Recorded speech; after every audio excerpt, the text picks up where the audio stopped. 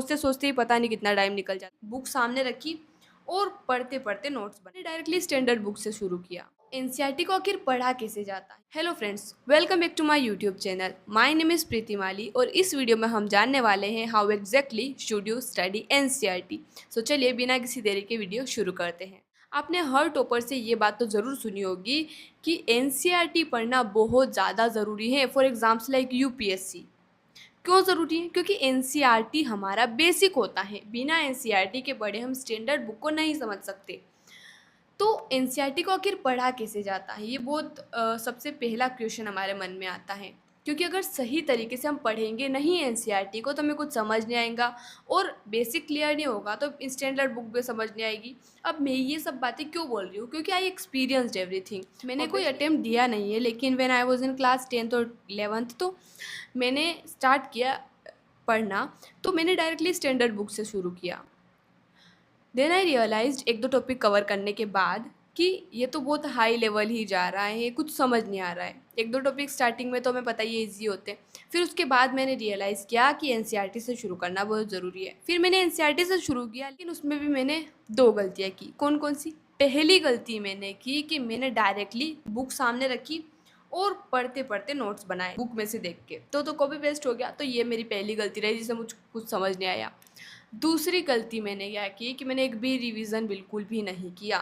तो after reading 1 और 2 NCERT books, जब बारी आई कि क्या कुछ पता है या नहीं, एक बार खोल के देखती तो कुछ भी याद नहीं आ रहा था। इवन अ सिंगल वर्ड कुछ भी याद नहीं आ रहा था। तो इन गलतियों से ही हम सीखते हैं।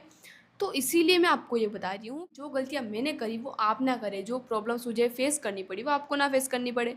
तो इसीलिए मैं आपको बताने वाली हूँ कि आपको एनसीईआरटी बुक कैसे पढ़ना है। सबसे पहली बात, pick up a NCERT book any subject. क्योंकि हम बहुत बार कंफ्यूज हो जाते हैं, हम शुरू ही नहीं करते ये सोचकर कि कौन सा सब्जेक्ट पढ़ेंगे, कहाँ से शुरू करेंगे। तो आप कोई से भी बुक कर लीजिए कि आज से स्टार्ट करेंगे, बस स्टार्ट करेंगे। बस स्टार्ट करने की ही देरी होती है गाइस। आप खुद सोचिए कि हम हमेशा ये सोचते रहते हैं हाँ चलो क्या पढ़ेंगे क्या पढ़ेंगे, सोचते सोचते ही पता नहीं कितना टाइम निकल जाता है। बस स्टार्ट आप कीजिए तो थोड़ा तो कुछ पढ़ेंगे आप। तो पहले आपको स्टार्ट करना है, ठीक है। उसके बाद सेकेंड पॉइंट आता है हाउ टू स्टडी। तो इसमें भी कई सारे स्टेप्स होते हैं। जैसे सबसे पहला पॉइंट होता है कि आप एनसीईआरटी बुक ओपन कीजिए, रीडिंग कीजिए विद हाइलाइटर और पेंसिल आप अपने साथ रखिए, और जो पॉइंट आपको इम्पोर्टेंट लगता है वो हाईलाइट कीजिए और पेंसिल से उसको या फिर पेंसिल से हाईलाइट कीजिए। और उसके बाद बुक बंद कर दीजिए। सेकेंड स्टेप आता है यहाँ पर एक्टिव रिकॉल का। इनकी बुक बंद करने के बाद एक तरीके से आप उसको समझाइए किसी को। जैसे मान लीजिए कोई भी नहीं है आपके सामने, लेकिन आप इस तरीके से समझाइए कि जैसे आपके सामने स्टूडेंट्स बैठे हुए हैं। इससे क्या हुआ कि आप बहुत ईजी लैंग्वेज में समझाने की कोशिश करेंगे। आप खुद भी कोई डाउट आपके मन में ना रहे इस तरीके से पढ़ेंगे तो बहुत अच्छी आपकी तैयारी हो जाएगी। थर्ड स्टेप आता है नोट्स कैसे बनाएं। तो नोट्स बनाने का सबसे गलत तरीका जो मुझे लगता है कि डायरेक्ट बुक खोल के सामने रखना और नोट्स बनाना। क्यों गलत तरीका लगता है? क्योंकि इससे आप कुछ भी सीख नहीं रहे हैं। आपने जो पढ़ा है वो आपको याद होना चाहिए, और नोट्स का मतलब है कि आपने क्या पढ़ा वो आप लिखिए। तो आपने अब एक्टिव रिकॉल कर लिया, उसके बाद आप नोट्स बनाइए without looking at the book. Book बंद कर दीजिए, साइड में रख दीजिए। अब आप नोट्स बनाइए जो भी आपने लिखा है।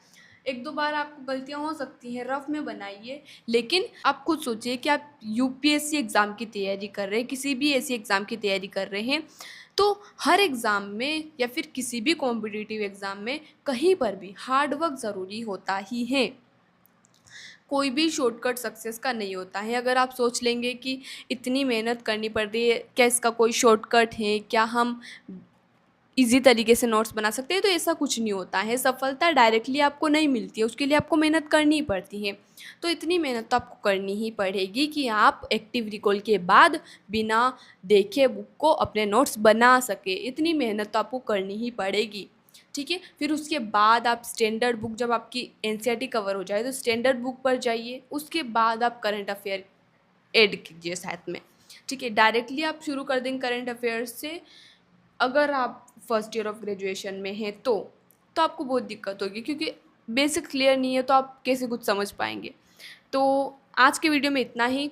मिलते हैं अगले वीडियो में नए चैप्टर नए टॉपिक के साथ। धन्यवाद।